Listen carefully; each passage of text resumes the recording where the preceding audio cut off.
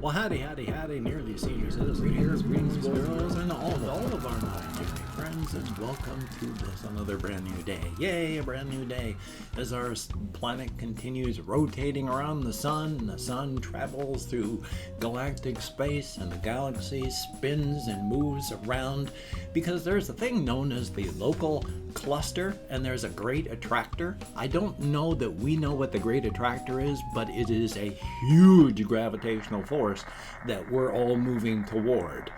There are various minor attractors. We're not quite sure what they are, but they're out there. But we're moving, the galaxy is moving. If you take a look at some of the pictures of the universe that we've taken, there are huge galactic structures, threads of galaxies that run all the way through the universe. It is amazing. But here on this planet, it's pretty bright outside. It's not raining. It wasn't raining last night either when I went walkies, and it was kind of late, but it was threatening the entire time. I got 2 blocks away from my house and realized just how threatening the weather was. And I didn't go back. I kept walking even without my umbrella. And it kind of sprinkled a little bit periodically, but it was fine. So thumbs up on that. I took a risk and yay. So it's getting light outside. The sun is coming up. Well, I mean, of course the sun is coming up, but there's light between the tree leaves and all that. So thumbs up, a very good thing. Oh boy. A lot of things I want to talk about because at 6:15 I took 10 milligrams of my ADHD med. And so at 7 o'clock I was suddenly able to start writing things down on my topics list. I can't concentrate immensely. I've mostly just become aware of how much I can't concentrate. But even a 0.5% bump is such an increase over what I can normally do. Yeah, I filled up my topics list, so thumbs up on that. One of the things I have down is an honest wondering and marveling about stuff, and when it's appropriate to drool over people, because there's objectification and then there's objectification. And sometimes, everybody gathers to drool over somebody. I mean, there's people post their thirst pictures on, social media so that people will drool over them because of their bodies. And sometimes it's appropriate to drool over somebody, and sometimes it's not. And you gotta find the right time. And the thing is, of course, you've got people that are, they'll drool over, some woman who's dressing really sexily, and you've got some people that say that's bad, but even though you'll have men drooling over this, and some women will say you shouldn't do this, you'll have the other women that are saying, no, look, I'm busy drooling over this too, so it's all right. So there's appropriate times to drool, and never drool when it's inappropriate. And you can usually determine when it's inappropriate, especially if someone doesn't want to be drooled over at the time. But this ties into, because I watch a whole bunch of various things, and there's one group of people, 2 people, and I've mentioned before, they're MXR plays. There's Jeannie and there's Henry, and she's a young, Korean descent, and I think he's Taiwanese descent. And so there's Jeannie and Henry, and they're really cool. They're funny, they bounce off well together, and I hope they're a success story. Occasionally, they play up friction between the 2 of them, but they're boyfriend and girlfriend, and I want them to stay together because I think love is good. And she pursued him, and now they're together and have been together, and they've moved around to various houses in various states, and it's cool. But on the one video compilation stuff that they were going through various places to look through memes, there was this one TikTok meme, and I had to download their video of it because I have no ideas how to find older things, especially TikTok videos. And with the amount of stuff that is produced by so many people on the social media platforms, There is so much stuff. Things get buried quickly. But it was a fairly humorous video of this young woman being a teacher. And she's got, trying to teach kids. And it's just a close-up of her and the thing that she's got. But she's talking about the letter B. She's going B, B, B. The letter B has a B, B, belly. So you can remember that. And then moved it out. And then there was the letter D. And then she goes, now the letter D, D, D. The letter D has a belly. There is a belly on the D. And we can help remember our sound for the letter D, because the letter D has a dumpster, an absolute dumpster of a wagon, with a dime piece derriere for D. Good. And that is absolutely hysterical. I have to cut it out using various stuff out of the compilation reaction video, but it's funny. Hopefully I've got like a clip of it in the video here, just the short bit, so if you find it or find her, figure out who she is, it's a thumbs up. It's funny as hell. I keep watching it because it's one of those drooling sort of things, and it's funny. So that's a good thing. It is a good thing. And then this is something that popped up just before I started recording, because it ties into representation in media and how important that actually is, because on a really minor level, extremely minor level, I mean, I wear dentures, but I've got my dentures here. They're not like the way I want them. They look too perfect. And I asked the denturist not to make them look perfect, but he made them look perfect, but at least he kept the gap in. I had a gap in my teeth my whole life that I could fit a coin between. So I'm one of those people that had a gap in their teeth, and I wanted to have the gap because I had a gap, and I didn't want perfect looking teeth. And if I could, I'd make them look slightly yellow so they'd be less perfect looking. But it's that gap in between the teeth. I feel good when I see people in media with a gap in their teeth. I was watching the video, it's a group Hypa, and I can't remember the name of the song, but it's a funny thing, and it's really good, and it's funny, and stuff like that. But one of the main characters in it, one of the people is just dancing, has a dad bod, he does, but they're doing this traditional, I say traditional because in videos it would have traditionally been female backup dancers, and there's a bunch of guys with dad bods doing the traditional female background dancing stuff, and it's funny as hell. But the one guy that I always watch, he's got a big old grin, big old blonde mullet, and a gap in his teeth. And I love that. And there's Madonna, she's like my age or older now, and she's got a gap in her teeth. And just that minor thing, I, a white guy, feel good when I see people with a gap in their teeth in media. So imagine how that must feel if you're someone who's not white and you see yourself represented in media. If I feel such a rush of happiness when I, just a white guy, see this in media, and I see little stories of people that are just absolutely thrilled, kids, little kids that are like thrilled when they find not the Peter Parker Spider-Man, but the Miles Morales Spider-Man, and they can go, wow, this person looks like me. That is amazing.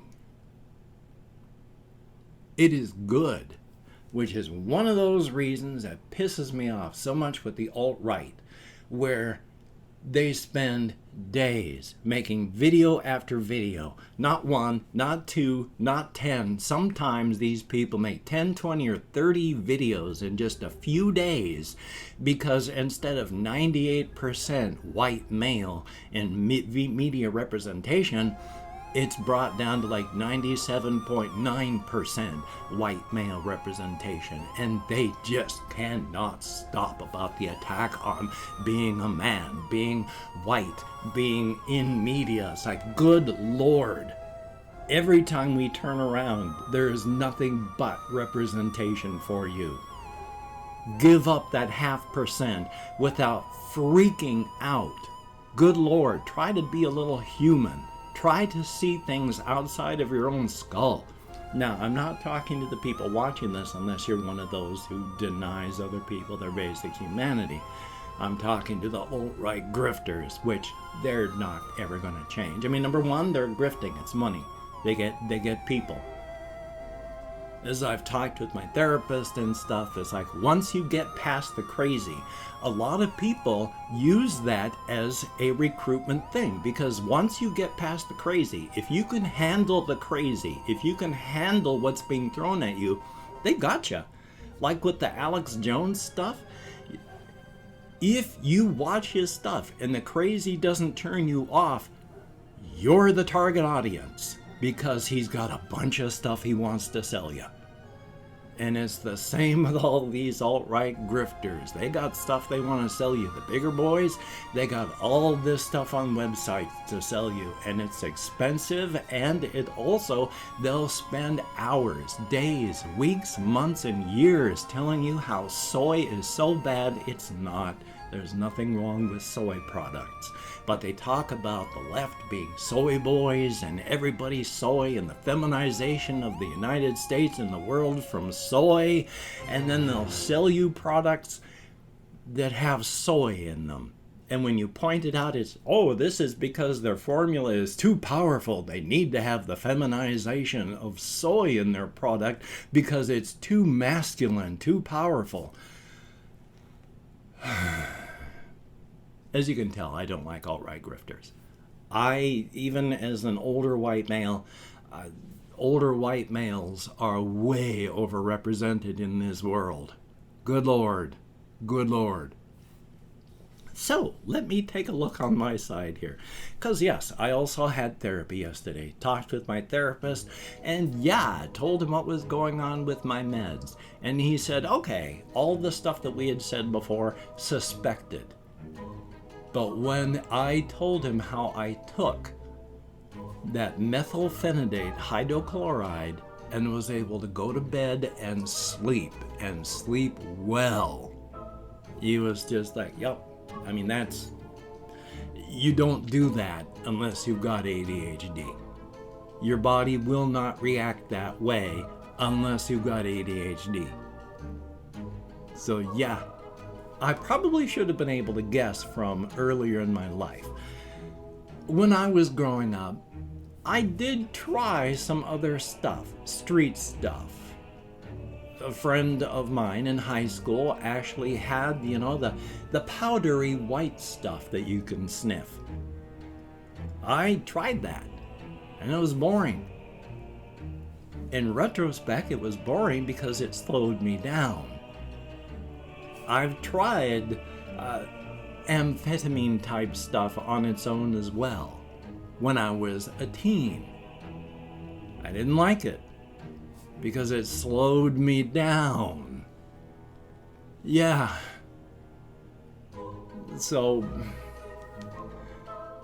on the 5th of next month, and I'm going to try calling up to see if they have any cancellations so that we can talk earlier, we're going to see about the meds. Because yeah, I got it bad. I know I've got it bad. Ever since I found out I've got it bad, I just never knew how bad I got it bad. Luckily, I don't have a ton of other stuff on top of it. I mean, I got issues and problems. But I don't have issues and problems like hearing voices or psychotic episodes. I don't know anyone who has psychotic episodes that I know of. I mean, we all have burdens and we don't tell everyone they are, but there's things that people have, and I've got stuff bad, but there's always somebody that always has it worse. You'll always find someone that has it worse. So, thumbs up for that. Let's see what else I have on my list here. Well, there's spiders down in my shower stall, but I'm not going to talk a whole bunch about that. What I will just say real quick before I go into anything else is I was very disappointed about the Josh Whedon cut for the Justice League. I haven't seen it. I've only heard about it. Ever since the whole Snyder cut came out with the 4.5-hour video for the movie and watching people talking about it and contrasting and comparing it, yeah, it's too long. 4 hours is too long for a movie. But it is a completely different movie. It is literally like Josh Whedon went through and edited the actual theatrical release to try and make it as horrible as possible. Just bad. Because the Zack Snyder cut, way too long, is apparently actually good. And people that hate Zack Snyder's stuff and hate the first film say, this changes everything. This is good. I've made a career on hating Zack Snyder, and this is good. So yeah, I want to see it. And I've opened up 24 hours worth of comments in my community tab. I'm going to go through and thank 20 to 25 people based on how many people leave comments in the thanking people part that's coming up. If I mispronounce the username, no disrespect is intended. And even though I count American Sign Language, oh, that was terrible. American Sign Language on the fingers of this hand with my depression, fibro, and more, I forget a whole bunch of stuff. I'm not reading the comments right now. I'm going to read them afterward, answer as many as I can, thumbs up as many. Thumbs up each one I do read, answer as many as I can. There we go, I can speak English. So let me call it my Chrome. And we have Potatotron. Thank you so very, very much. It's good to see you in comments. Andreus Oikonamu, I'm nowhere close with your name pronunciation, but thank you. And Nando Reese Cheruti, again, terrible pronunciation, but thank you so much. It is good to see you in comments. Ogura, I bet I did, thank you. Juicebox Productions, thank you very, very much. Beatrice, thumbs up and thank you. JP Lane, greatly appreciated. Sebastian Ferris, thumbs up and thank you. Melissa R, always good to see you in the comments. Ashley Villanueva, thumbs up and thank you. F. Garrido, 1741, thumbs up. Cormac Gorman, I like the name, so if it's actually your name, very, very cool. Fueg, thumbs up and thank you. Pedro Cavaco, I hope I'm close. Thank you very, very much. Kay Jacobson, thumbs up and thank you. We have, it's like an accent symbol. Thank you very much. And Christopher Thomas, thumbs up. We have Ice Damon, greatly appreciated. Colin Reisner, thumbs up. Keanu Sorrel Horse, thumbs up. Cocos, greatly appreciated. Ben Arrington, thumbs up and thank you. We have Doom Guy Phase 3 Recon, thumbs up and thank you. And that is it. 23 commenters, greatly appreciated. Get me out of my head, into the world, dealing with real people, if only in text. Greatly appreciated. Definitely a thumbs up. And if you could check out my various links down below, I have Twitter, Facebook, Patreon.com. If you could become a Patreon.com patron like one of these beautiful and awesome people, that would be beautiful and awesome. You keep me alive. I mean, literally, you keep me alive. You buy me food, you keep me alive, and that is appreciated to no end. If you could, if you want to help me, I got derailed. If you'd like to help me out without sending money through the patronage, I have a PayPal link down below. And if you'd like to help me out without sending money, I have an Amazon wishlist link as well. Hopefully, with things like Reptisand and hamster food and hamster bedding and cat food, silly things and non-silly things. If you could check it out, that would be very cool. Do not feel obligated. I do not feel entitled. And if you cannot donate, or you simply do not donate, I do take all good wishes and I deposit them in the bank of my heart, where I draw interest. So thank you very much. And if you could toss me a like, I appreciate all the positive validation I get from my existence, a definite thumbs up, and of course if you could hit the notification bell on the subscription button, that would be greatly, greatly appreciated. To no end, definitely a thumbs up. And the lobster hat wearing horsehead of encouragement, even though it wears the grand and terrible, well, terrible as in awesome power, not terrible as in awful. But the terrible power of the lobster hat, it still wishes the very, very best for each and every one of us. We have the potential to be angels or devils. And while the horsehead would prefer to see us be angels, we do have that potential to be anything we want. Definitely a thumbs up on that. And of course, with everything going on in the world, please, if you don't have to go out, don't go out. If you do, please wear a mask, wash your hands, try not to touch your face, maintain your social distancing, especially if you're in a backward, science-denying, third world country like the United States. Be as careful as you can. Please, definitely a thumbs up on that. So, you take care. Have a great day today. I will see you on the flip side. And that is a definite thumbs up.